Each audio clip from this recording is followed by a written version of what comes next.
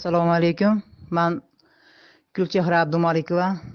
Batken oblastinin Qizilqaya shahrida Zagrodniy 12-uyda yashayman.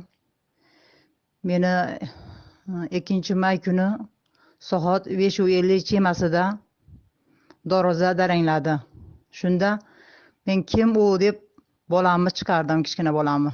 Qarachi darvozani ochib qo'y deb. Bolam chiqib kim u deb darvozani ochkuchon ikkitasi darvozani ustidan tushdi. Kim ekan deb uyda boshimga ro'molim o'rab tashqariga chiqsam, darvozani uji ochishib, ichkariga 6 ta notanish bolalar kirishibdi. Ikkita o'zlari guvoh olib kelishibdi. Bizning mahalladan emas, uchastkovoy yo'q. Boshqa mahallani damkomini olib kelishibdi eshikdan. Kimsizlar, kim kerak, nima kerak desam, ikkita militsiya formada, 4 ta grajdanskiy formada. Sizlarda uylarini tekshirishga bizda ordenimiz bor deb aytdi. Qani deb so'rasam, meni qo'limga bermadi.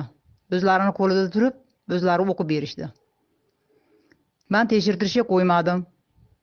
Shuncha qarshilik, agar qarshilik ko'rsatgan bo'lsang, Sobulda chaqirib 15 sutkaga o'tkazamiz deyishdi. Lekin undan keyin sen chiqishing qiyin bo'ladi. Seni 15 yilga qamab boramiz deyishdi, deb qo'rqitishdi. Shunda uyda tekshirtirishga majbur bo'ldim. Tekshirtirmay deb ming harakat qildim. O'zlarini tekshirtirishgani ham qo'ymadi. O'zlari kirishga meni majbur qilishdi, ichkariga kirishga. So'ng uylarda hammasini tintuv qilib chiqdi. Ichkaridan hech narsa chiqmadi. Uylar qolmadi, to'm qolmadi, hech qanday qolmadi. Tekshirib chiqishib, tashqariga chiqqandan keyin ana shu bir tergovchisi qo'lida 2 fleshkasi bilan "Mana 2 ta fleshka chiqdi, keliningni uyidan, sondiqdan chiqdi" deb aytdi. Hech qanday sondiqdan fleshka chiqqan yo'q. 2 ta fleshkani o'zlari qo'shishdi fleshkani. O'z fleshka bizniki emas. Uni hozir tekshirasan. Bo'lmasa men kompyuterga tekshirtirgani bila boraman. Bozordami, qayerda bo'lsa ham dedim. Desam, tekshirtirishgani ham qo'ymadi. Oldiniga mayli deyishib, keyin tashqariga chiqib ketsak, Sobullarni chaqir deb bizni qo'rqitishdi. Agar biz bilan borgan bo'lsang, 15 yilga qamataman deb aytdi.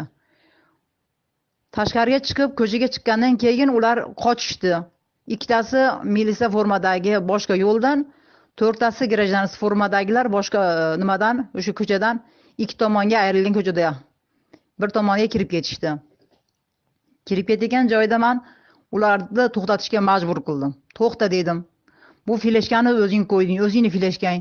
Bu qanaqaligini ko'rsatmay turib, buni dalillamay turib, sen olib ketib birov boshqa narsani tiqmoqchi bo'lyapsan, bo'ynimga biror narsani oshirmoqchi bo'lyapsan deb ularga qarshilik ko'rsatsam, Sobullarni chaqirishdi. Ular so'ng mashinadan tushib, urib tepkilab tashlashdi. Shu yerda men yuragim pristup berib, ushlab yiqilib qoldim. Ular skoriyni chaqirishib, skoriy bilan uyga olib kirishib, dori-darmon qilishibdi. Men doktorga yotishga xarajatim yetishmaydi. Uyda dori-darmonim olib kelib, uyda davolanyapman.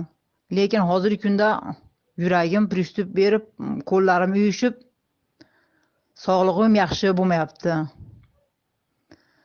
Xo'jayinim 2-nogiron gruppasi. O'zim ham yurak xurujida 2 marta больницада davolanib chiqqanman. Bir 2 oycha bo'ldi davolanib chiqqanimga. Yana hozirgi kunda kechasi kunduz bir tinchim yo'q. Yaxshi dam ololmayapman, og'riqqa chidamayapman. Borib yotib davolangani hozir menda xarajat yetishmayapti. Iltimos shuni tezroq shu ishlar yengillik tomoniga yurib ketishini sizlardan so'rayman. Xarajatim yetishsa, больницаga yotib davolangan bo'lardim, yotib olgan bo'lardim больницаga. Hozir mening imkoniyatim bo'lmayapti. Kuchat imkoniyatim yo'q. Yuragim sanchib, qo'lim uyushib, yaxshi o'zim ushay olmayapman.